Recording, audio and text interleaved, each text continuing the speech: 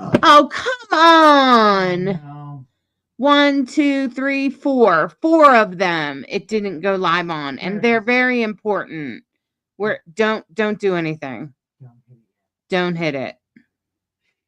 It didn't go on 4 different pages, and some of them are Rainbow Soul, your page, and Psychic Insights. That's not going to work.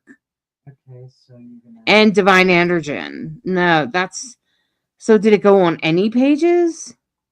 Hold on, let me try. It's clearly on Rainbow Soul, Bright Hawk, Divine Androgen, and Psychic Insights. Save. I'm trying again. I'm on the Mystical Connections page. Hopefully. Let's see what happens. I just took all 4 of them out, and now I just added all 4 of them back. Save changes. Looks like we're going. That's what I did. Looks like it's working. I haven't gotten any errors yet. Okay, Rainbow Soul Vodcast is live. Let's make sure. Bright Hawk is live.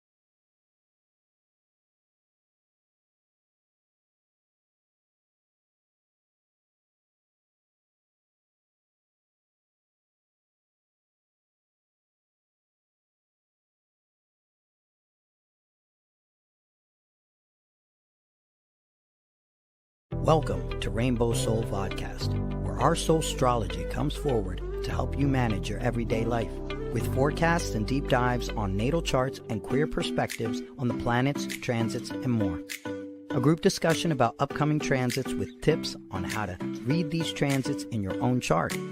Hollis offers years of wisdom and natal chart knowledge with Bright Hawk's positive perspective and Lacrosse's inquiry. We offer the complete queer astrology experience. Welcome to Rainbow Soul. Please help us by subscribing, sharing, and commenting and reviewing. You can also learn where else Rainbow Soul is offered on our website at rainbowsoul.show.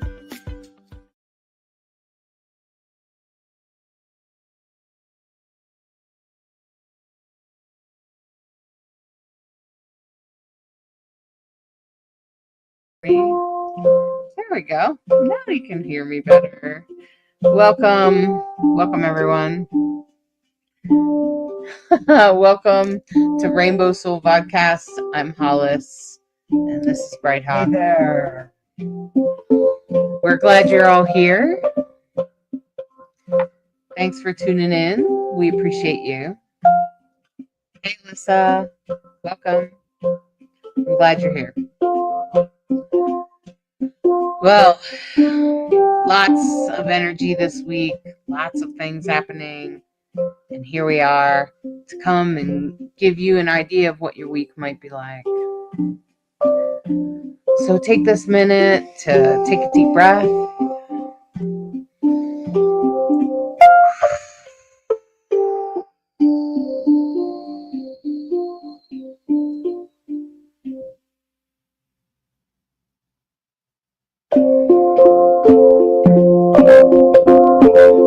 And as you just take a few deep breaths to music and allow the music to come in and bless you and relax you.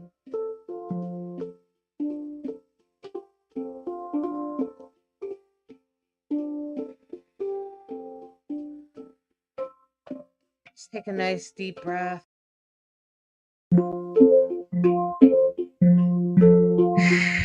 Keep your feet on the floor.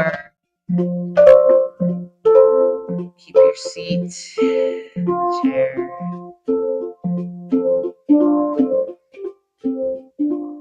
And I want you to imagine yourself lying on the ground in a nice, safe place. No worries about bugs or animals or anyone bothering you. And you stare up into the beautiful sky. And the night sky is lit up with stars. And you feel like you're dreaming.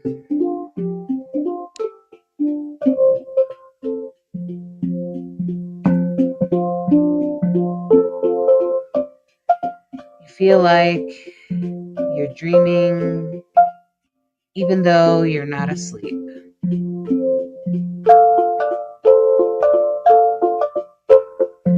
And in that moment, the planet Neptune makes itself clear in the sky.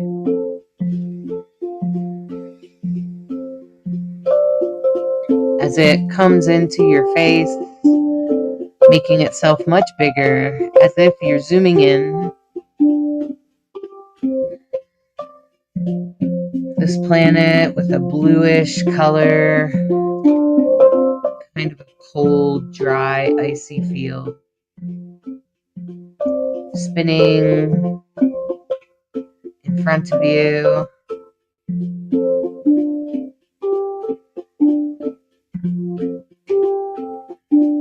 It reminds you of your visions.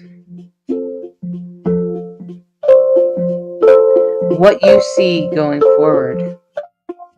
What is possible.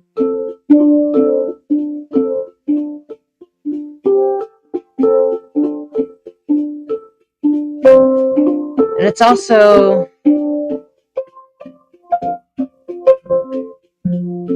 has you thinking in a sort of romantic way, in a sort of idealistic way, to a world that is ideal to you.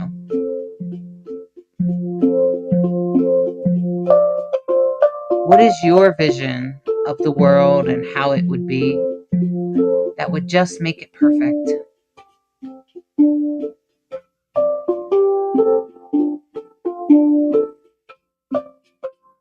You imagine how people would interact,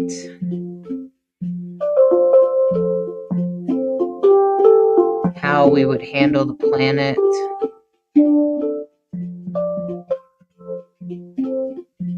what would happen around fairness and money.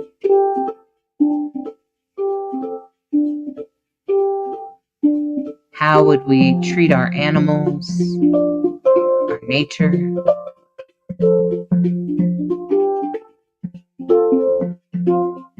How would we handle ourselves?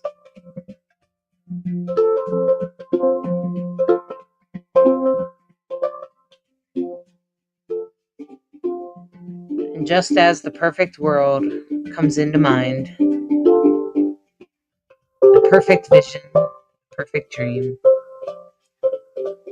you feel the fire beneath,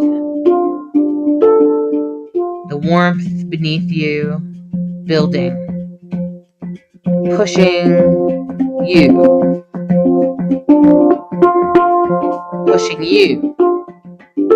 towards your dreams, towards your ideals.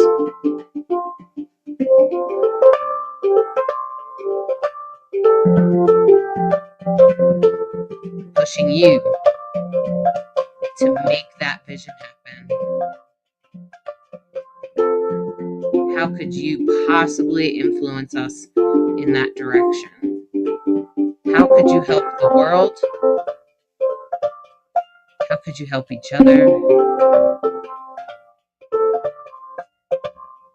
How could you help your loved ones? How could you push the world to a better place?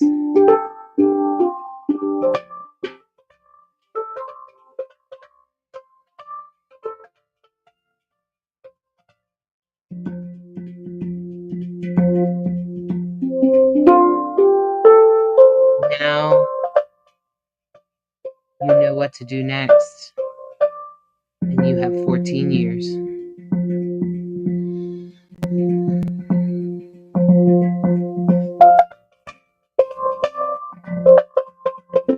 And as we come back into our bodies, back into this moment, back into the here and now,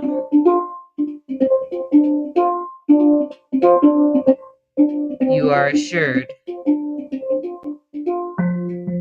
that anything is possible.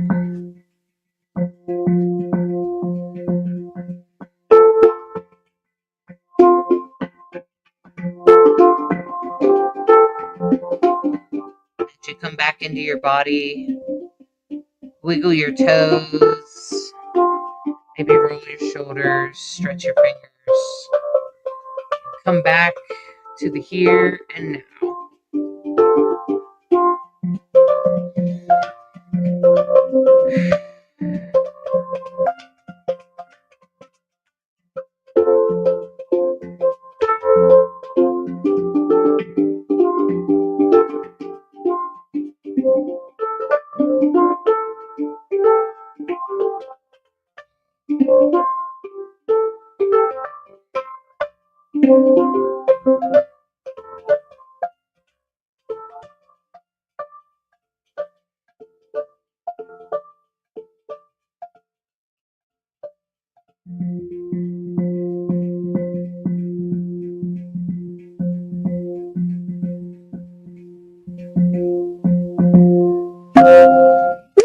Well done, Bright Hawk. Well done. Well, thank you. Thank you very much. Well done. All right, everyone. Did you feel it? Did you feel I it? felt it. Yesterday, today? Maybe you it. felt it over the weekend. Did you feel Neptune move into Aries? Did you feel that really gentle shift? Just wondering. It might depend. I could tell my granddaughter felt it, right? It's right on top of her sun placement. Oh my gosh, she has like a stellium in Aries. What are you talking about? She's got a poor kid. So much. Yeah, it's just like, oh my gosh, that's a lot for a 10-year-old. At least you know what's nice about that is I could tell her stepmom, like, hey, I know she's being difficult right now. There's a planet moving. Neptune moved into Aries, and she's just like, oh, okay. Hang on. I'm like, so just hang in there. There's a lot going on for Aries right now. She's going to have a big couple of years. So if you have some planets in Aries or even opposite of Aries, so that would be Libra, those in particular, Aries and Libra, plus everything in a square to that. So that's going to be like Capricorn. Yeah. And Cancer. Yes. Mm-hmm. Yes. Mm-hmm. Yes. So Capricorn, Cancer, Aries, and Libra. If you have any placements there, you have planets there, that's your rising sign, something like that, you're going to feel this. And it will be happening at different levels of intensity, depending on your own placements, for the next 14 years. So, hi, Donna. I'm glad you made it. I'm glad you made it. Hi, Bianca. Hi, Bianca. Hi, Alyssa. Good. I'm glad you have fun with this, Bianca. I'm glad that you tune in every week. Thanks for doing that. We appreciate it. That's great. Thank you so much. Without you guys, I don't know what we would do. Like, what would we do? We would just talk to the air. So it's great to have you guys interact with us and ask questions. We love answering your questions. We love coming in. And so this week, it already happened. What time did it happen? When did Neptune move into Aries? Yesterday afternoon. Oh, yeah? Yeah, on Sunday. But it doesn't really matter because it doesn't exactly move quickly. I think it's 0 and 1 second maybe of Aries now. Yeah. So and you can see the chart for right now, of course, Boulder Rocky Mountain time.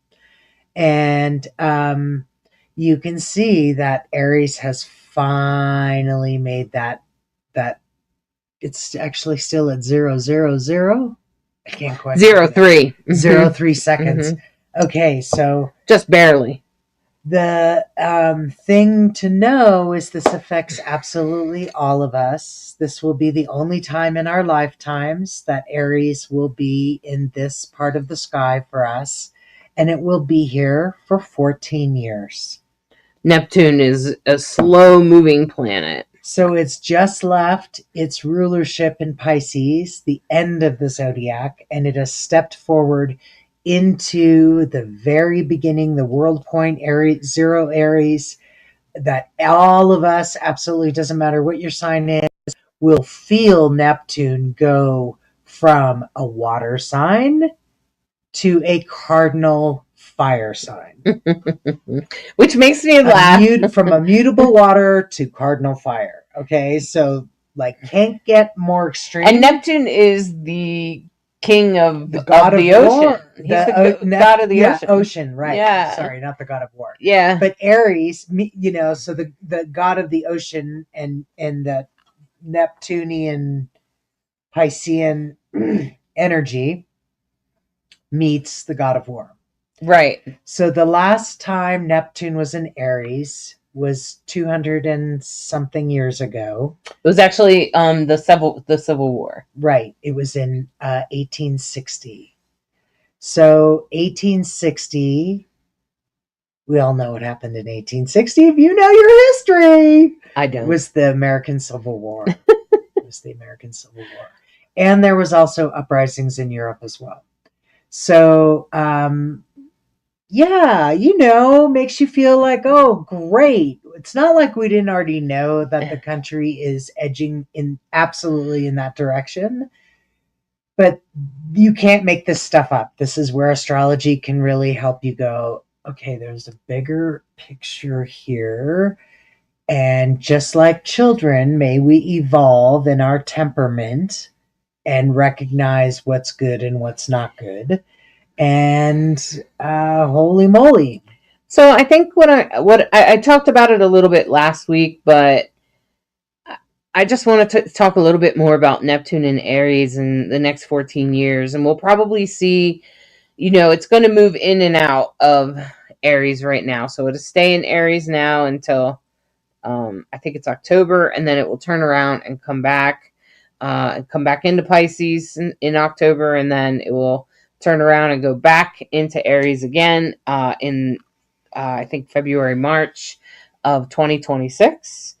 And then it will stay in Aries for the next 14 years.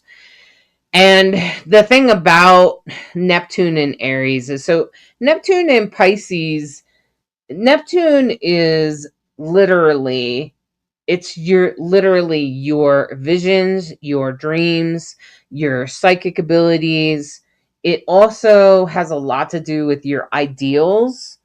So that's also why it's connected to religion and spirituality and consciousness, because obviously some people in the world have different ideas about how to become enlightened, or how to what an ideal world looks like. Or there's probably some things we could agree on, but probably also some things that we obviously don't agree on, which we've learned during the Neptune and Pisces transit. We've learned that there are definitely some things that we just don't agree on, right? Like, some of us believe in diversity, and some people think that there's man and woman and that's it. Okay?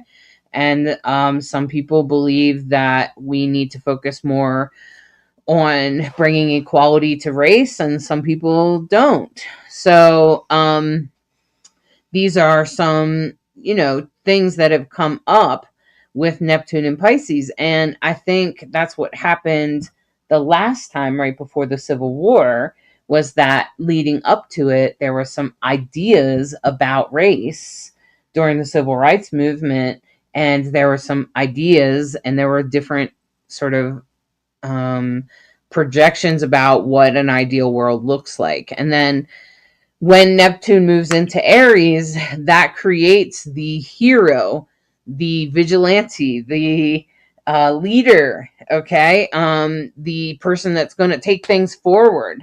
They may not always want to be the leader, but they end up being the leader. So it's not that these are people that are fighting for power necessarily. This is more like they have to go forward. And that's what Neptune in Pisces is. I mean, Neptune in Aries is. That's kind of what I try to give you an idea of in the meditation, is that there you are. This is your ideal world. And then you get a fire in your belly about how to make that happen. And that's Neptune in Aries. And some of us it will affect different parts of your life. Like, it might be the idea part of your health, or the idea the way our culture should be, or the way your romantic relationship should be, or something like that. And that'll probably depend on what house it's in, what house Aries is ruling. And then I think it will make you, and you'll probably work towards some of that stuff. And when Neptune goes retrograde, I think you'll revisit your ideas, make sure they're the right ones, make sure that's what you should, that's true. Is that real? Is that based on real evidence? You might ask some extra questions and then return to it again. And I think that's how we're going to see it. And it will be on a small scale in our personal lives, but it will also be on a big scale. Like with leadership and stuff like that. Is that really the leader we want? Is that really how we want him to lead? Is this really what we want him to do? Is this the right thing? Do I need to go out there and start a conflict to make this end?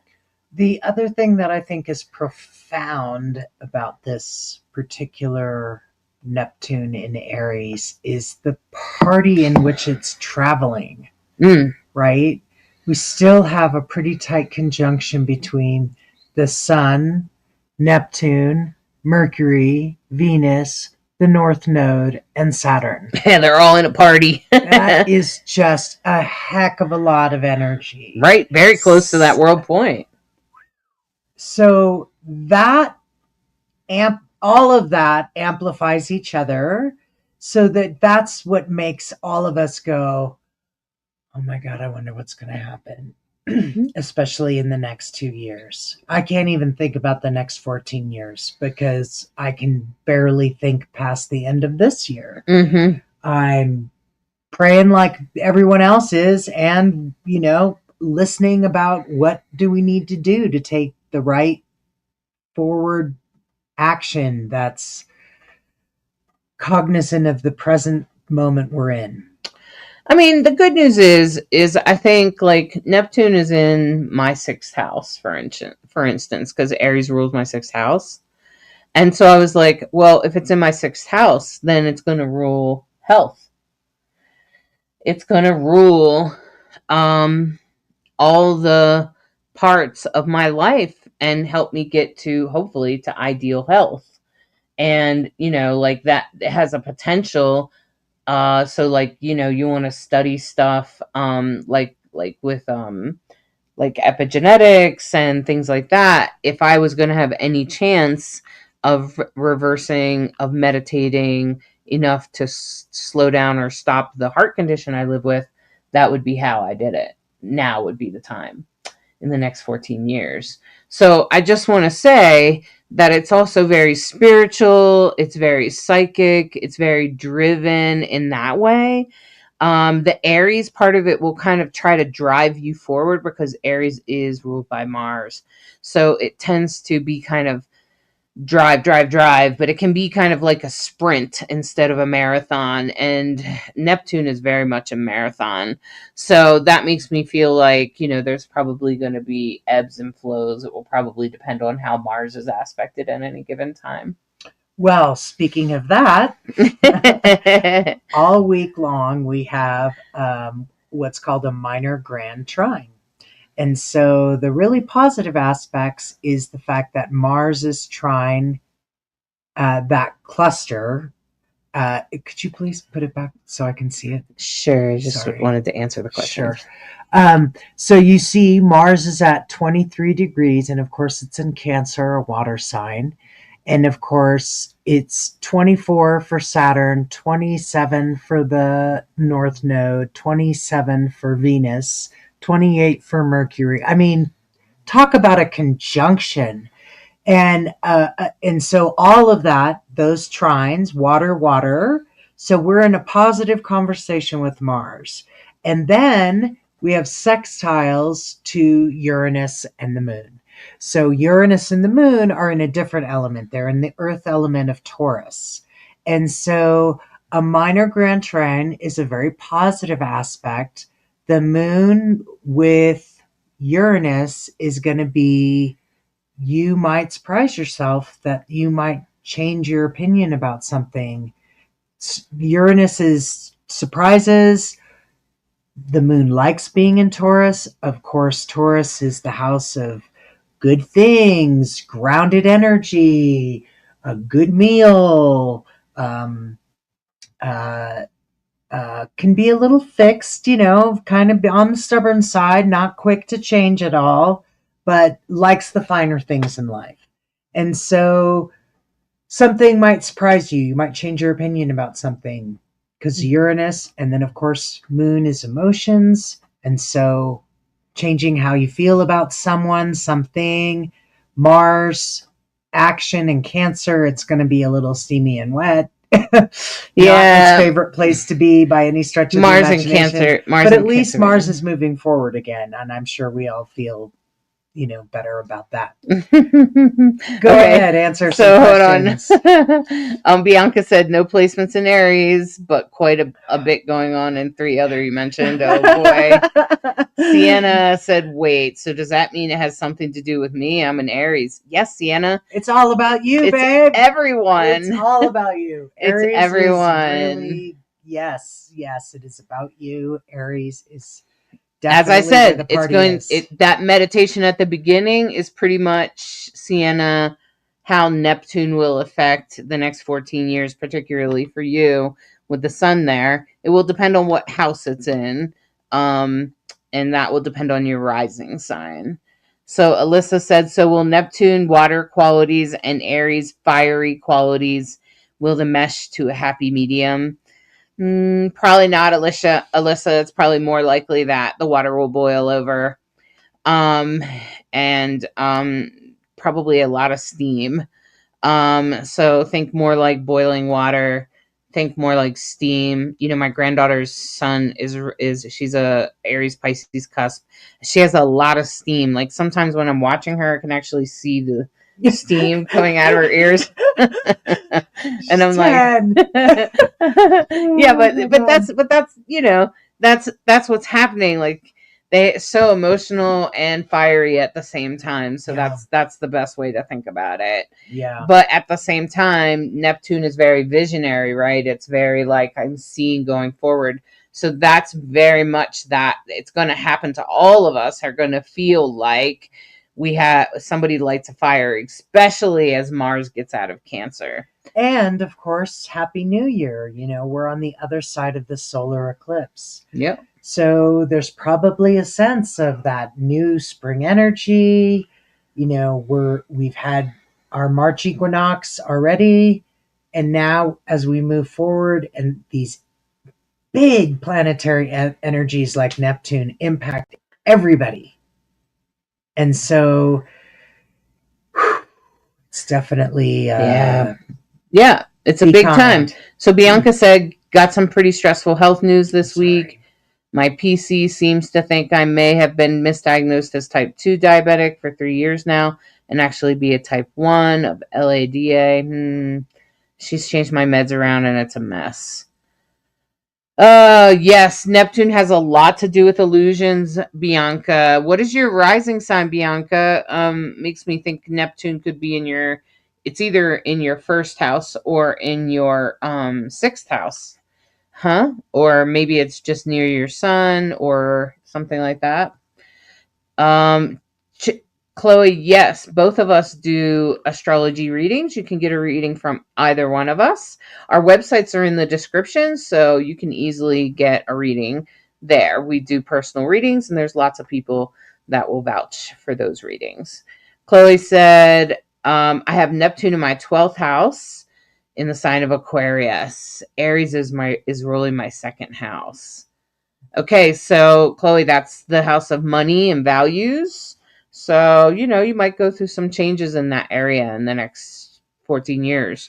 It might just be a shift in your perspective about how the money comes in or how the money is made or even how it's spent. Alyssa said, my Aries placements are Venus, Jupiter, and the MC. Woo! You got a lot going on in Aries there, Alyssa. All in the 9th and 10th house and MC right in between, of course. So, yeah, so as Aries moves through there, the 9th house is usually spirituality, spiritual awakenings, and stuff like that. And as it moves over your MC, that's what you offer the world. It's what you bring the world, probably your job, probably your career. It could also be other things that you do for the world, like volunteering or anything else that's super public. That's going to land there. So it's going to change your public image, Alyssa. So it could be, you know, your work or whatever. And Bianca's a Cancer rising. So Aries is in the 11th house. Yes. Nope.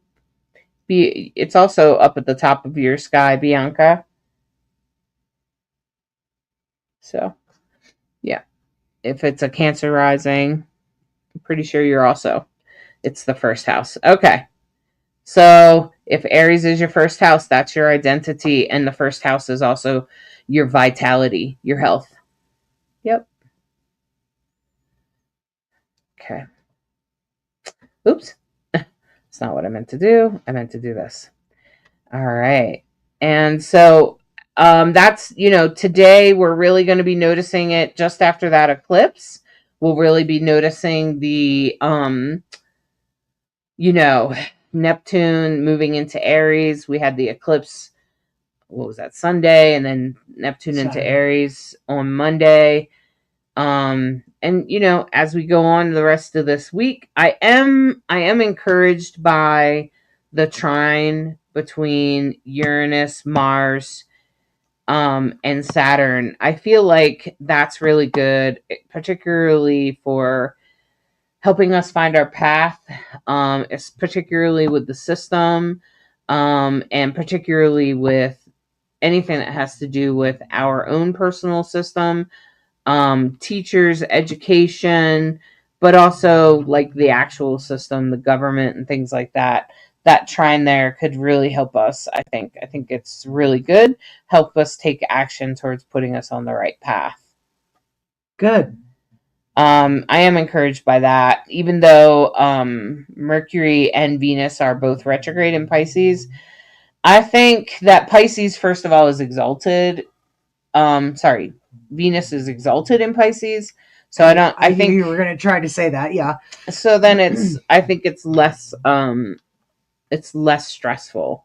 Yeah, I felt like when Venus crossed out of Aries into Pisces, it just got a little easier. It just got a little easier. And didn't feel so. Yeah. Venus in Aries just in retrograde, very uncomfortable, and it seemed like there was a lot of people echoed that. Mm-hmm.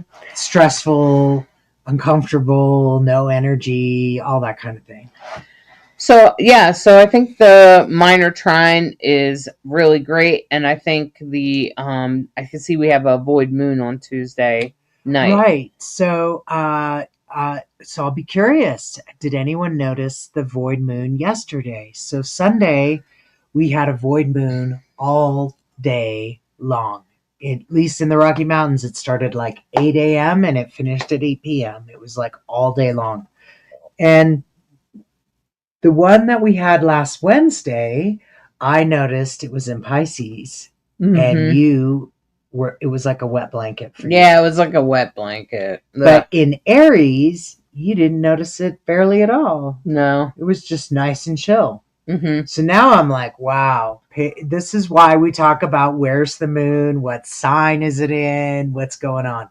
So now, Tuesday, the moon is, because on Saturday when we had the eclipse, of course, it was in Aries, right? Now it's already moved through Taurus, and now it's on its way to Gemini.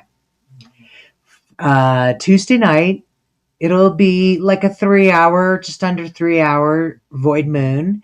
And of course, if you haven't heard us before, the void is that moment when the moon, which represents mother, it represents emotions, it represents our our intuition, our inner landscape. And it has a great deal of influence. It changes signs every 2.5 days. And so there's this moment before it changes between each thing. And the in between, we call that the void of course moon. And it's when it's this, and we've already talked about the difference between Pisces and Aries. Holy moly.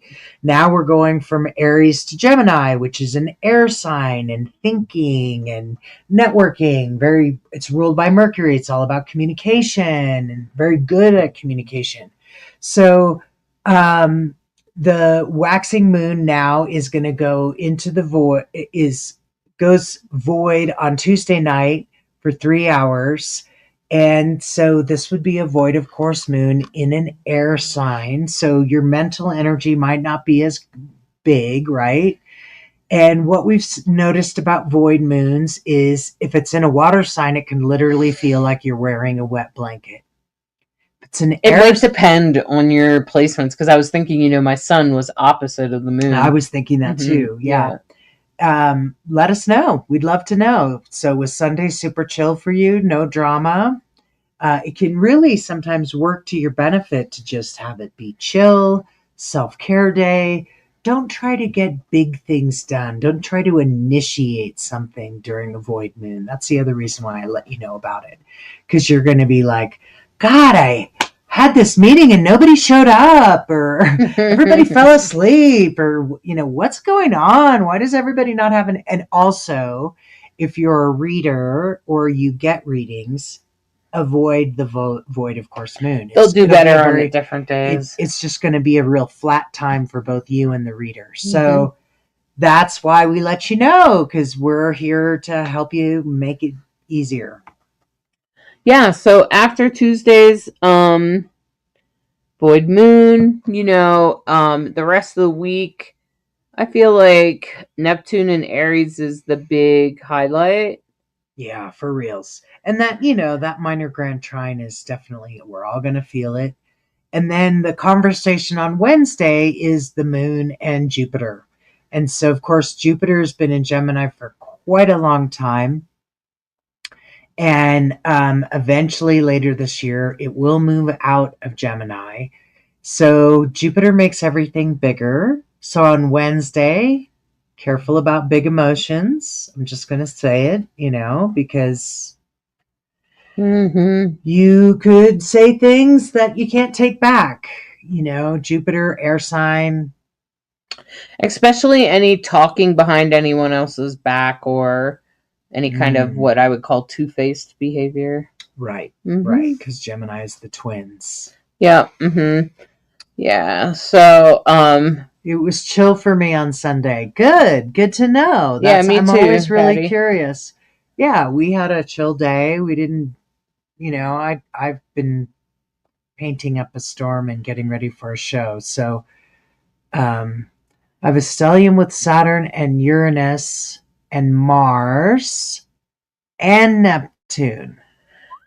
All in the same sign somewhere, Alyssa. And she said, will the Grand Trine happen?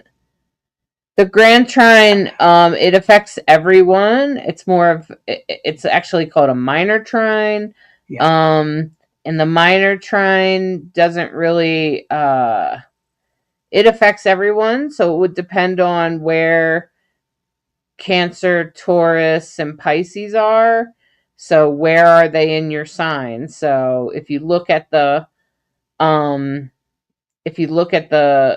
chart, you can see that Mars is in Cancer at the top there. It's kind of like that circle with the arrow on it, and it's in Cancer. That's what the sign is in. Uranus is in Taurus, which is sort of that sort of brown looking circle with ears.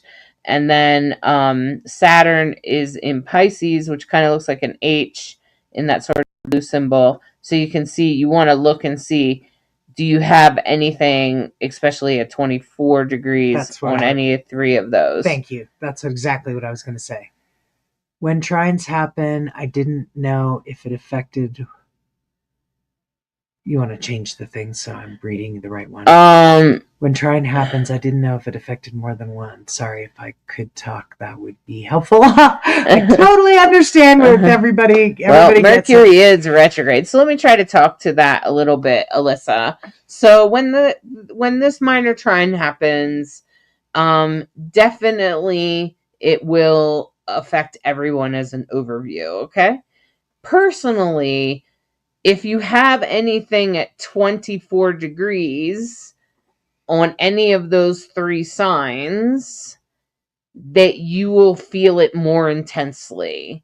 It will affect you more. And if you want to know what areas of your life it will affect, you want to look for the end of Cancer, the last 5 degrees of Cancer, Taurus, or Pisces, because that's the area of your life that it's at. So like a lot of times when I look at your transit on your chart, I put, I make your regular birth chart and then I put the transit on the outside. So if you had your sun at 24 degrees Taurus, I'm going to see here that Uranus is on top of it. So you're going to feel that a whole lot more. So that's what you're looking for. You want to look and see if you're going to feel that intensely. You're going to want to look and see if you have anything around 22, 21, 23, even into all the way to like almost 30, like 28, 29, any of those degrees in any of those three signs: Cancer, Pisces, and Taurus. Okay? So that's what you're looking for. Not where your Saturn and whatnot are. It's more about where are these planets in your chart, right? Just like where is Mars right now? Mars is in Cancer. So wherever Cancer is in your chart, where Cancer and Leo meets, Mars is going to meet up there this spring. So just like Neptune just moved into Aries. And so you want to look at where Pisces and Aries meet on your chart. And that's where Neptune is right now. And are there any other planets there? If it is, you're going to feel it more intensely. Okay. And then as we get onwards in the week, I can see that we mostly still have a lot of the same stuff going on. I'm glad that the sun is moving away from Neptune. And I feel like we do have a void moon that night. Yeah, again, just a few hours, Thursday night. And you also have a T-square with the moon. The moon, so a T-square is, the base of it is the nodes. The south node is still in, of course, has now moved into Virgo. It's directly on top of my ascendant. So the orientation of this chart is exactly what my chart looks like, precisely, because that's exactly where the south node is on my ascendant. So this party that's going on in Pisces and Virgo and Aries, you have one side of the chart just like almost like top heavy, right? And if you go up to the top of the triangle, which is where the moon is, it's in a T-square with Mercury and Venus, Neptune and Saturn, the north node and the south node. So what would that mean, Hollis? First thing I would notice is that, number one, the moon has come home to Cancer. When the moon is home in Cancer, how do we all feel when we get home? Assuming, take off your shoes, get comfortable, you're glad you're home. Oh, hey, Mars, you're still here, huh? Right. Stay in your side of the house. At least it's on the other side, yeah. But the south node and the north node are usually about your past and your future, but they're both in a square to the moon. So that tells me that there could be some sort of emotional upheaval on Thursday that is challenging, that maybe has in relation to relationships, as well as maybe your wellness or what's good for you, and recognizing how to shift that or what might need to be shifted, what's a healthier version of that. Particularly around relationships and communication, I would think are the strongest influences there.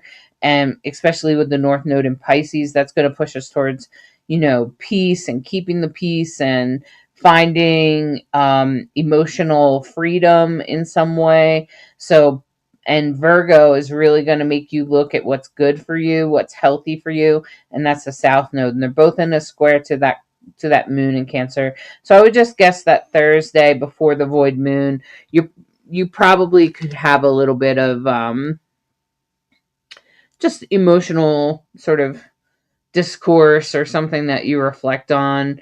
It could be a little bit intense, especially around relationships, especially if you have any placements at those points. So that's 27 degrees and zero and they're both in a square, and that's also at like 27 degrees Gemini all the way through to about 2 or 3 degrees Cancer. So that's pretty much what that's going to happen there. That's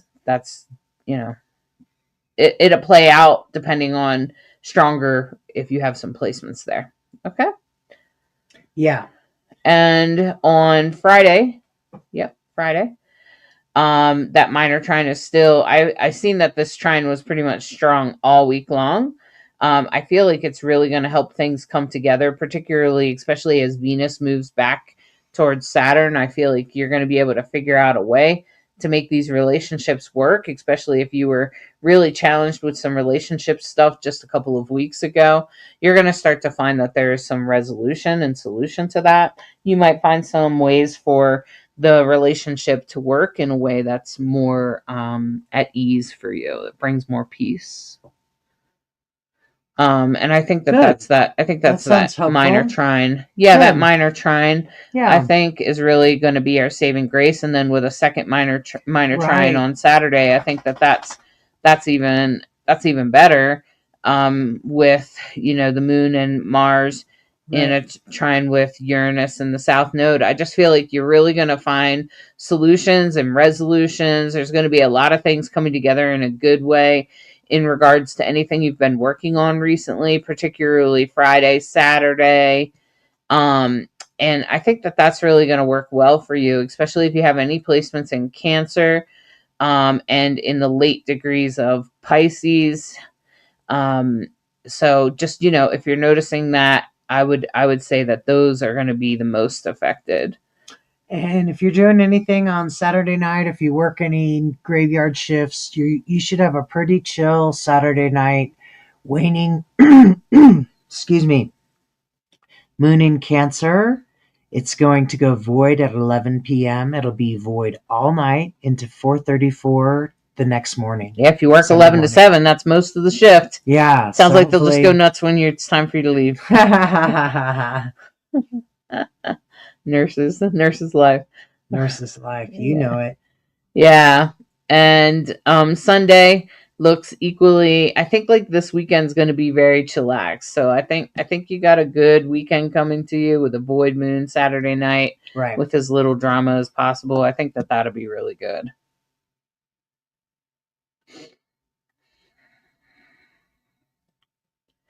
And I think we'll be doing really good. So let's bring up. Okay, so Alyssa said, thank you for explaining it. I'll dig more into it, looking for those signs and degrees. I know that my North Node is 24 degrees Pisces. Yeah, so you're definitely feeling all that stuff. Yes, Alyssa. For sure. And your Sun is in Pisces too. Yeah, but so it doesn't matter what planet goes over it. Any of the planets moving through Pisces, which is a lot, especially in those degrees, in those last 5 degrees. There's 30 degrees in each zodiac. So in the last 5 degrees of every sign, in the last 5 degrees of Pisces is where most things are right now. If you have anything in the last 5 degrees between 20, even 24 through 30, you're going to feel that. It's going to be intense. You're going to definitely feel that. And the North Node and Venus are going backwards. So they're headed towards the 24 degrees. They're on their way there. And so when it's heading towards, it tends to intensify things. And when things are moving away from, it tends to sort of resolve. Things start to come into resolution. Okay. Separating aspect. All right. So now let's do, I think I'm going to do the horoscopes based on Neptune and Aries, which is actually today, but this will also, it will apply for your whole life, for the next 14 years. Okay. Because this is a long-term transit. This is not a quick transit. Okay, you guys, this is 14 years. No joke about that. Okay. So you have to kind of think about that. So, in the next 14 years, Neptune will be in your Aries sign, and this will mostly just apply to your rising sign. So hopefully you know what your rising sign is. If you don't, let me just say, if you don't, there's an easy thing. You can go on our website. You can go on my website here, and you can get this guide right here, and it will tell you how to get your rising sign. If for some reason you don't know your time of birth, which will make a difference, then you can come to me and I'll give you a rectified chart, which is kind of where, based on your looks, based on your personality, and based on your life events, I determine what your rising sign might be. It might take me half an hour, 45 minutes to an hour, so you need a full reading to do it. But I can figure out and give you a good guess, a rectification. It applies most to your rising sign because actually most of us are growing into our rising sign, and your rising sign actually is what influences what house it's in. So, in other words, if you take a look here at this, if you take a look at this chart, Bianca, let me just take down that. Let me just do this one. All right. If you take a look here, you can see, let me go back to today and go back to day, hours. You want to just hit now? It is now. Okay. And then do hours.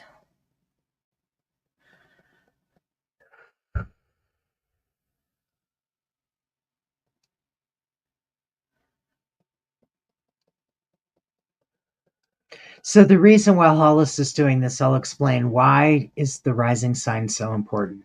So as you can see, Hollis is lining up the first sign of the zodiac, which is Aries, onto the rising, which if you were just doing a regular clock, it would be 9 o'clock, right? But you can see if you look at the circle inside, it goes 1 through 12 this way, right?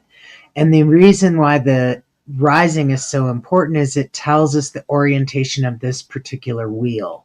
Then we know which sign, which zodiac sign goes with each house. And if you take our course, you'll understand each house has a meaning, each zodiac has a meaning, each zodiac has a ruler, and this is the language of astrology. So if it sounds like gobbledygook sometimes, that's what we're trying to get away from. We're trying to help you understand the basics based on what we look at when we see the wheel. Yeah, so when we look at your time of birth, that's what indicates your rising sign. So if you don't know your time of birth, you have to get it rectified with me. But if you have your time of birth, which is usually on your birth certificate, you can put it into the chart, and your chart will be oriented with something over there on the arrow on the left-hand side. The arrow will be pointing to something. And when I do this horoscope, this will tell me that for Aries rising, where Neptune will be, what house will it be in. And I think that is what's really important. And so if you just watch when I do it, you can see it moves from this left-hand side here, from that left-hand side right there. You see that? So that is that arrow to the left. You can see Neptune is sitting right on it at 0 degrees, right? And so is Aries is at 0 degrees. So this tells me that Neptune's moving into Aries. Now I'm going to count it as the first house because I understand because I'm an astrologer and I understand that works better. But most people are not a 0 degree Aries rising, okay? But somewhere for Aries rising, Neptune is going to be in that first house, okay? And so that's essentially what I'm doing, is I'm applying it to the house, and that's how a horoscope works. It's hard to do horoscopes if you don't quite understand, but if you just trust me, this will apply to your rising sign. Whatever your rising sign is, that's what this horoscope is for. That's where it will work the best. Okay? And so for Aries, this is in your first house. Your entire identity is changing right now. You are on a new journey, a new visioning of yourself, a new way to build who you are, becoming something that maybe you've dreamed of or visioned or imagined about yourself. And so, Aries, just be aware that your entire identity is changing right now. And that is super important. That is the most important thing for the next 14 years. And you'll find yourself ebbing and flowing depending on where Mars placement is at the time.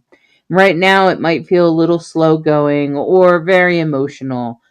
And that's okay. And as it goes forward, As Mars moves into Leo, you'll probably feel like someone lit a fire under you, and all of a sudden you'll know where you're going and what you're doing and how you're getting there. So that's all about your identity. This could also have something to do with your vitality, with your life, like as far as like health goes, or your wellness. The first house also has a lot to do with how you look. So if you're changing the way you look or the way you appear, that would also apply. Be careful for the next few years about making any major changes. You could be under some illusions about things at times. So you just want to take your time and be real careful and do the research and check things out before you make any major decisions, especially in the next 14 years. And that's for Aries rising. Okay, so for Aries rising. And now for Taurus. This is for Taurus rising. Taurus rising. So if you have a Taurus rising, what I want to say is that there might be a lot going on in your subconscious, a lot of things that might be hard to put your finger on, Taurus. There could be things that are going on in your subconscious that just don't make any sense. And so for you, Taurus, it's going to be intense in your dreams, in your subconscious. Your psychic abilities could be developed, or you could have some sort of relationship with hospitals, nursing homes, and rehabs, and places like that. And so this is this is very important. Okay. You just took out the extras. And this is very important as far as like, this is very important as far as like your psychic abilities or your spirituality, those kinds of things. Pay attention to that, even though you may not know exactly, you may not completely understand where you're going. Just trust your intuition is the best advice I can give you, Taurus. Trust your intuition, because that will be everything.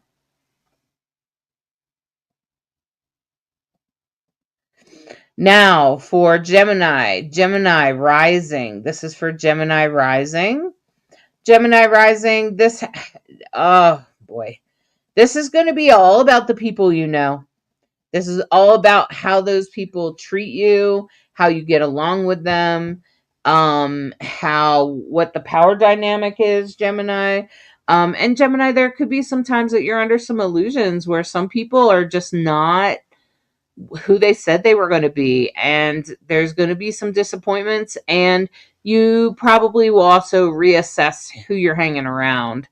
And there's some influences on you that may not feel so great, where you realize some people are not so great, especially those that are very influential over you. So that would be like friends, that could be like anyone that's in power over you, including coworkers and your boss. Okay, so that's for Gemini rising. And now we're going to move on to Cancer rising. This is for Cancer. Cancer rising. What I'm going to say is this has everything to do with your work. This has everything to do with your work and your job and everything that has to do with that. And there's just going to be things that are a little intense in that regards. You could be under some illusions. You could be questioning yourself about what your ideal job is. What do you really want to do with your life? Is this really what you want to do? Is this really how you want to live your life? Those kinds of things. So, Cancer rising, I want to encourage you to take this time to really check in, and to really explore what your options are. And don't be afraid to change. Don't be afraid to step towards things that you really do love. And remember, as you know, education is worth everything, right? So I can see Cancer rising sort of checking in on those kinds of fronts. All right, so then we have Leo. This is for Leo rising. Leo rising, because this is a Neptune slow-moving planet. Neptune is going to be hanging around in your 9th house, spiritual awakenings, Leo. You're going to come to some awarenesses, some awakenings. Some things are going to wake up in your life.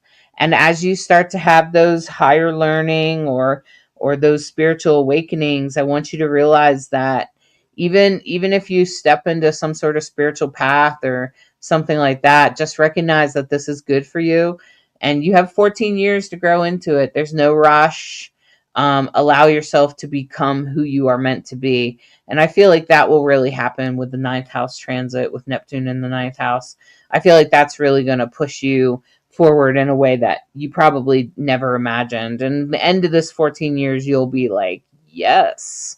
Okay. So I think that you'll really enjoy yourself. I think you'll really enjoy who you are and who you become. All right, so then we'll move on to Virgo. This is Virgo rising. So this is for everyone in the Virgo rising area. Oh, Virgo, this has a lot to do with the occult and death and sex and taxes.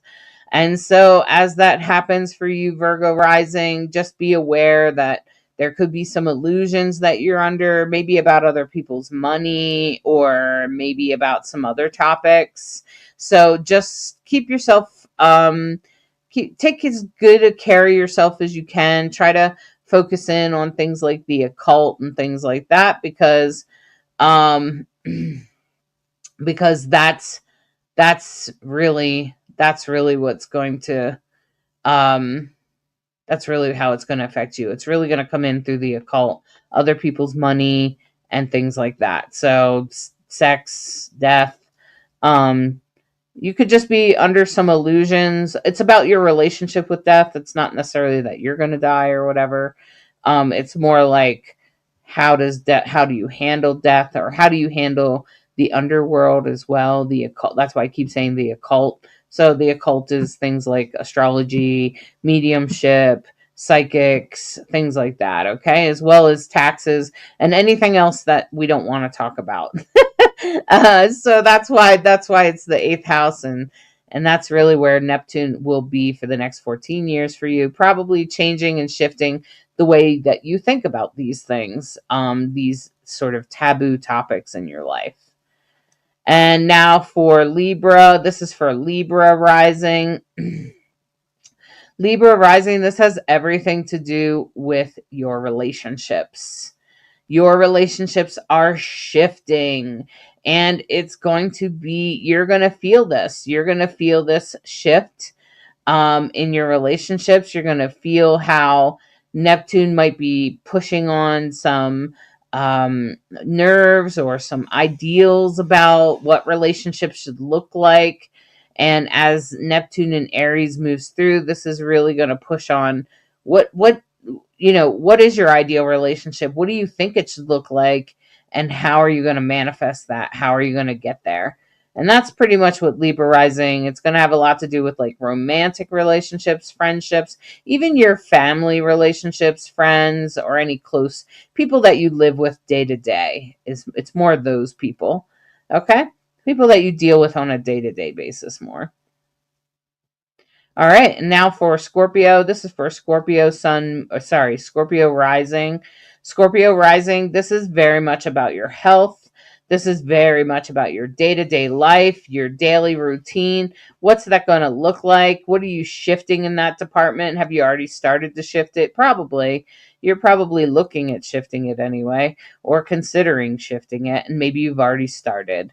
And so as Neptune pushes through Aries, you'll probably have to revisit that a few times, but this will be the opportunity you have to heal anything, especially to do with your daily routine or to do with your health or your wellness.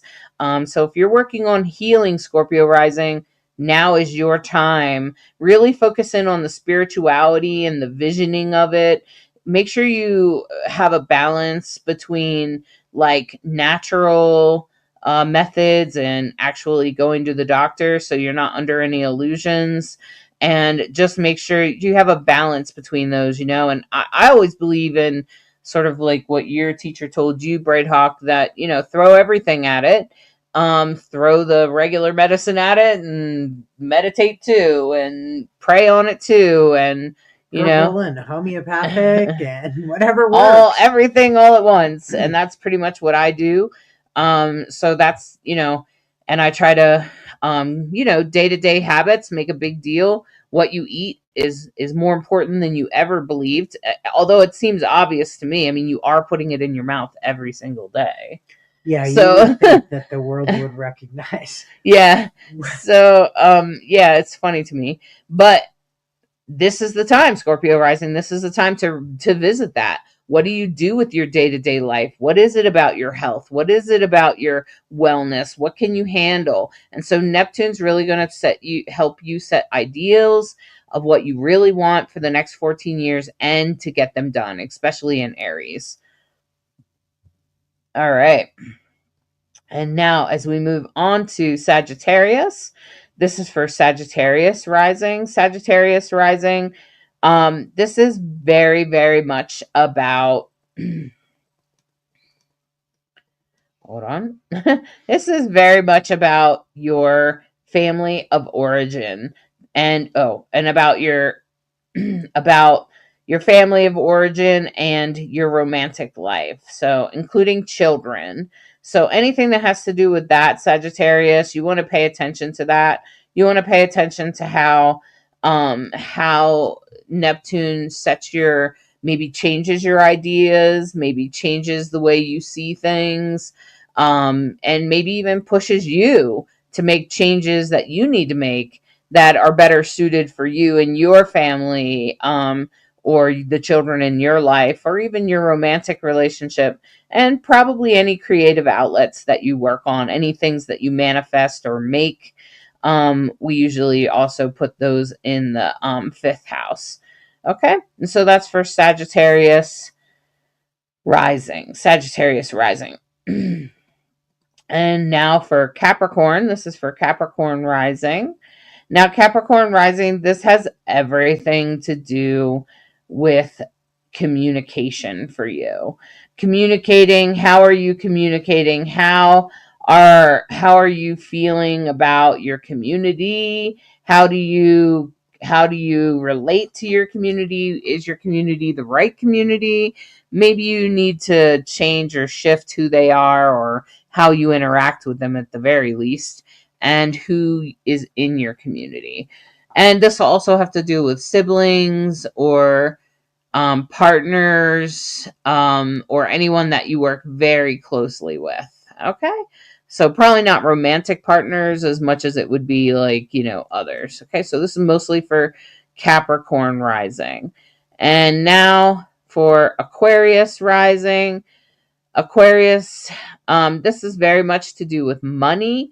So money is very much about how you spend your money, where you make your money, how and who you spend it on, and what you spend it on. So people with that Aquarius, I feel like Aquarius rising makes me think about like all the boycotts and things like that are going on. So that kind of thing, that's very much Aquarius. And you can see Pluto's right on the ascendant there. And so, Aquarius, you're already going through lots of personal changes, but you'll also notice some shifts over the next 14 years in regards to your money, how you save it, how you make it, how you spend it, the whole nine, the whole bits around. And by the time Neptune's done with you in 14 years, you'll probably be better off. All right. And then we'll move into Pisces. So this is Pisces. Pisces, let me just say, as Neptune moves out of your sign, I think that that's pretty significant, because Neptune has been there in your sign for like the last 14 years. And it is now moving out of your identity. You're probably going to notice and realize at least who you want to be, or how you want to be. So Pisces rising, you've already know exactly who you are. You know who you want to be. You know how you want to manifest yourself, and now it's just a matter of doing it. So I think that now that Neptune is sort of done with you, maybe you've started to make some changes and some shifts, and you are really a different person than you were 14 years ago, and I'm sure that you've come a long way. And so now it is time for you to embrace these changes, because, you still got Saturn is going to finish its transit. Now, Neptune and Saturn will dip back into Pisces and test you and make sure that you're really solid in those foundations. So go ahead and grasp those changes that you've been making. Just get back up. Just get back up. If you fell down, it's no big. Just get back up. And I think that's the most important thing for Pisces to remember, because Neptune is leaving there, right? Mm-hmm. And so it's a little bit different energy. So yeah. So, why does it do that? Okay. All right. Wow. Okay. All right, StreamYard. Okay. Oh, double Libra daughter. Always. Libras struggle with relationships, period. Yeah. So, So, all right. Well, I hope you enjoy it, Bianca.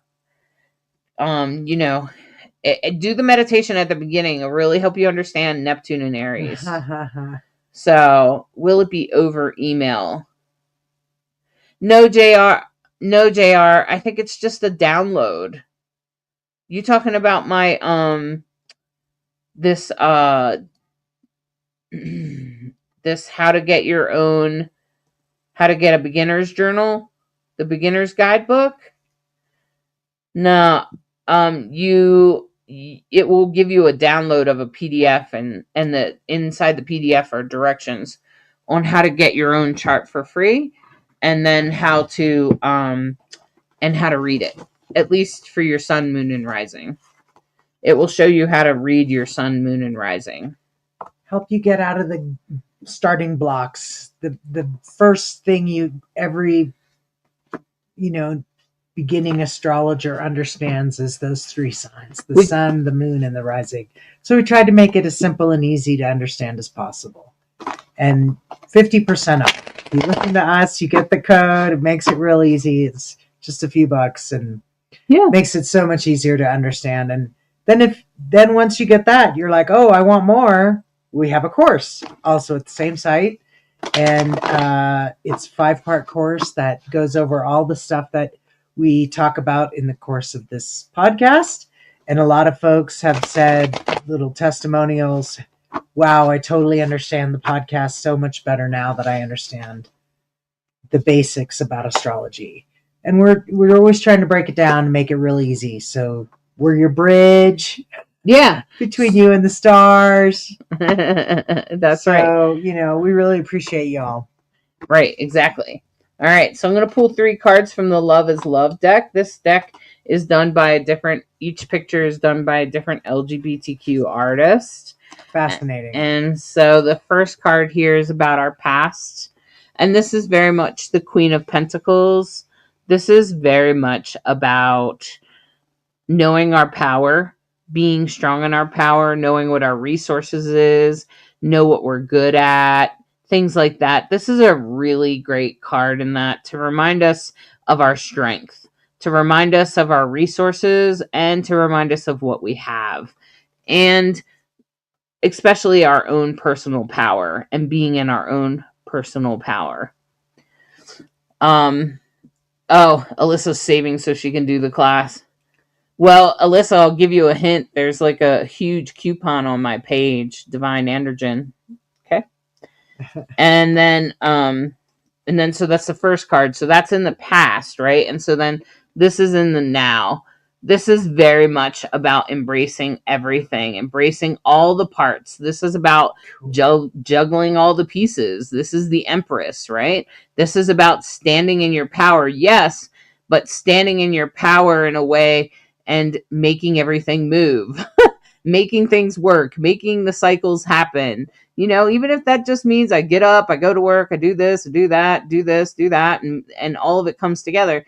That's the Empress, okay? That's making everything happen the way it should, and making sense of the world. And that's pretty much the Empress, having the power to make all that happen in your own hands. And then this is the Ace of Swords. And the Ace of Swords is very much about our future, about being on track. We're going to know exactly, we took care of all the things, right? So we were in our power. We stayed in our power. We set up things to work. And now here's the Ace of Swords. We were on point. This is a validation that you're on point, that you're on the right track. You're following the right track. And that's exactly what this is about. The Ace of Swords is a reward for taking action on something. So I don't know what action you might be taking on. Maybe there was something in the past that had to do with you staying in your power or being in your power and having the resources to be in your power. And as you step forward, you know, what are you making move? How are you making things move for yourself? How are you helping others get there, right? How are you making things work in your life? That's pretty much what this is about. And as things are working, just know that you're making the right action and you will be rewarded. Things will go well. Things will start to come together. Things are going to go together in a good way for in your personal life. All right. Wow. That's an amazing reading. Especially since this weekend is supposed to be pretty good, eh? Yeah. And we're only 48 hours on the other side of a solstice, solar eclipse. And that last card totally reminded me of that. So it does. It feels like there's a dawning new energy, and ride that energy, find that spark within, and light up the world, folks, because there's only one of you, and you're important. You are needed, and we're grateful that you took this time to listen to Rainbow Soulstrology, where we try to be a bridge between you and the stars. Thanks so much for likes and comments and subscribing. Really, it actually helps a lot. It does. Thank you. Have a great week. Good night. Thank you for listening to this week's Soulstrology and subscribing, liking, sharing, and reviewing. We hope you enjoy this dose of Soulstrology and encourage you to embrace the week ahead with an open mind and heart so that you may integrate the deepest of lessons from the stars. Take a moment to step outside and honor the planets, stars, and moon in the sky with your heart. Integrate the messages that resonate and leave the rest for someone else. We deeply appreciate each and every one of you. Always remember that you are a perfectly unique human with an exclusive star map of your destiny, your soul purpose, and your heart's desire. Thank you again for tuning in to Rainbow Soul.